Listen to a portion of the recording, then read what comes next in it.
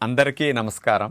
June 21వ తేదీ అంతర్జాతీయ యోగా దినోత్సవ సందర్భంగా మనందరం కార్తీక మాసం ధనుర్మాసం లాగా జూన్ మాసాన్ని యోగా మాసంగా గుర్తించి నెలంతా శారీరక మానసిక ఆరోగ్యాన్ని పెంపొందించుకోవటానికి నిజ జీవితంలో యోగాను ఒక భాగంగా చేసుకుని అందరూ ఆచరించాలని మన ప్రధానమంత్రి శ్రీ నరేంద్ర మోడీ గారు మరియు ఆంధ్రాను యోగాంధ్రగా మార్చాలని ఆంధ్రప్రదేశ్ ముఖ్యమంత్రి శ్రీ నారా చంద్రబాబు నాయుడు గారు ఇంటింటికి యోగా చేరాలని సంకల్పించారు.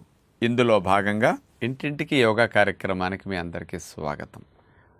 ఈరోజు ప్రసవించిన తర్వాత బాలింతలకి ఆ పొత్తి కడుపు భాగం జారింది, అయితే గర్భాశయం సాగింది కూడా మళ్ళీ సాధారణ స్థితికి వెళ్ళటానికి ఉపయోగపడి కొన్ని ఫ్లాంక్స్ని ఎలా భంగిమ పెట్టి అదే భంగిమలో కదపకుండా హోల్డ్ చేసి మీరు ఉండాలో, 2 ఫ్రంట్ ఫ్లాంక్స్ అట్లాగే సైడ్ ఫ్లాంక్స్ కూడా ఎలా చేయాలో ఇప్పుడు మనం చూడబోతున్నాం. మరి బాలింతలకి పొట్టన మళ్ళీ నార్మల్ స్టేజ్కి వెళ్ళాలంటే ఇలాంటివి తప్పనిసరిగా చేస్తూ, దీనితో పాటు మీరు సూర్య నమస్కారాలు అన్నీ చేయలేకపోయినా రోజుకు 21 సూర్య నమస్కారాలు అభ్యాసం చేయండి.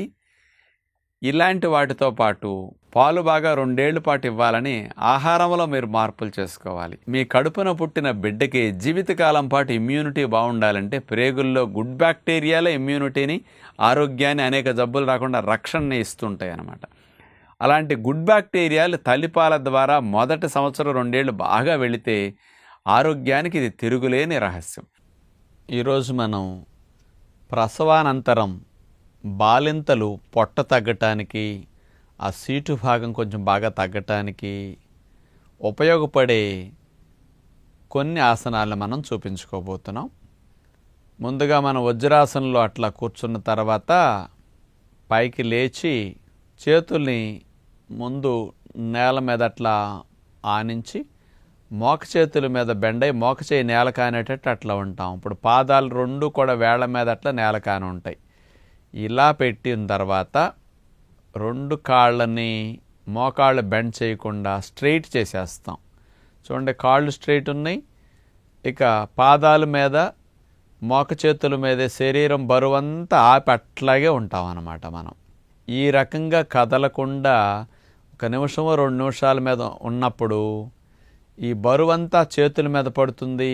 ఈ సీటు బరువు, కాళ్ళ బరువు అంతా పొత్తి కడుపు కండాలు, పొట్ట భాగాల మీద పడుతుంది. కాబట్టి ఆ బరువంతా హోల్డ్ చేసినందుకు పొట్ట భాగం కొవ్వు కరగటానికి, ఆ భాగం బిగవటానికి, సీటు భాగం దగ్గర తగ్గటానికి కూడా బాగా ఉపయోగపడుతుంది అనమాట. ఆ పెల్విక్ మజిల్స్ అన్నీ కూడా కాస్త సాగి లూజ్ అయి ఉంటే కూడా అవన్నీ టైట్ అవుతాయి అన్నమాట ఇప్పుడు బాగా. ఎందుకంటే పాదాల దగ్గర నుంచి నడుము వరకు ఉన్న బరువు 30 కేజీలు 40 కేజీలు ఉంటుంది. అంతా ఈ భాగాలే మోస్తాయి ఇప్పుడు. అంచేత మంచి ఆసనంగా ఇది బాలింతలు చేసుకోవచ్చు అన్నమాట. ఉండగలసేపు అట్లా ఉన్న తర్వాత తీసేసి అలాగే బోర్లా పడుకుని విశ్రాంతి స్థితిలో రిలాక్స్ అవుతారు. మరొకసారి కావాలంటే దీన్నే రిపీట్ చేసుకోవచ్చు అన్నమాట వాళ్ళు. ఇప్పుడు 2వ పద్ధతి చూపించుకోబోతున్నాం. మనం విష్ణుమూర్తి పడుకున్నట్టుగా సైడ్కి తిరిగి అట్లా పడుకుంటాం. తర్వాత పాదం మీద పాదం పెట్టేశాం. ఇప్పుడు చూడండి, కుడి పాదం మీద ఎడం పాదం ఆనిచ్చాం. పడుకున్న తర్వాత కుడి చేతిని మోక చేయి వరకు ఆనిచ్చాం. ఇప్పుడు శరీరం అంతా పైకి గాలిలోకి లేపేశాం. ఎడమ చేతిని నడుము మీద పెట్టేసుకున్నాం. అట్లా చూడండి, పాదం ఆనింది, మోక చేయి ఆనింది, మిగతా భాగం అంతా గాలిలో అలా లేపి కదలకుండా అదే భంగిమలో ఎక్కువసేపు ఉంటామన్నమాట. ఇలా ఉండటం వల్ల ఈ బరువు అంతా కూడా, ఆ భాగం అంతా కూడా, ఇప్పుడు ఏ భాగాల్లో మీకు ఇట్లా మోపి ఆపినందుకు నొప్పి వస్తున్నదో ఆ భాగంలో కొవ్వు కరుగుతుంది అనమాట. ఈ ఆసనం ద్వారా చేతులు చాలా బలపడతాయి. డెలివరీ అయిన తర్వాత ఆ భాగాలన్నీ మంచి ఉత్తేజింపబడటానికి, మంచి బలపడటానికి ఉపయోగపడుతుంది అనమాట ఈ ఆసనం. అలా ఒకవైపు చేసి విశ్రాంతి తీసుకుంటాం, మెల్లగా తీసేసి. ఈసారి మరోవైపుకి చేయాలి. ఇప్పుడు ఎడం వైపు నేల కానిచ్చి మనం ఎడం వైపు పడుకున్నాం అనమాట. ఎడం పాదం మీద కుడి పాదం పెట్టాం.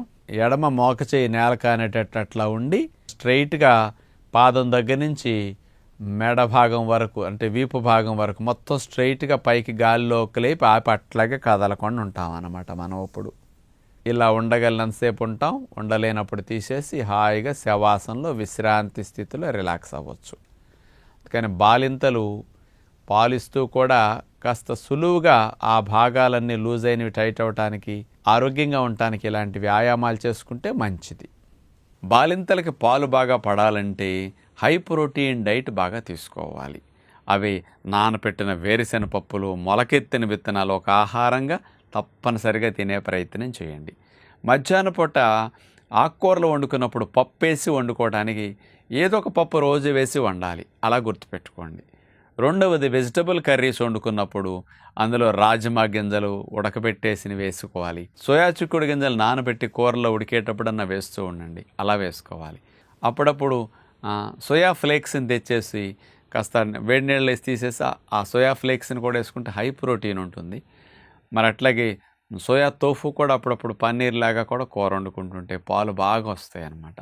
ఈవినింగ్ టైం కొంచెం పుచ్చగింజల పప్పు, బాదం పప్పు, మరి గుమ్మడి గింజల పప్పు, ఇవన్నీ 30% 34% ప్రోటీన్ ఎక్కువ ఉంటాయి.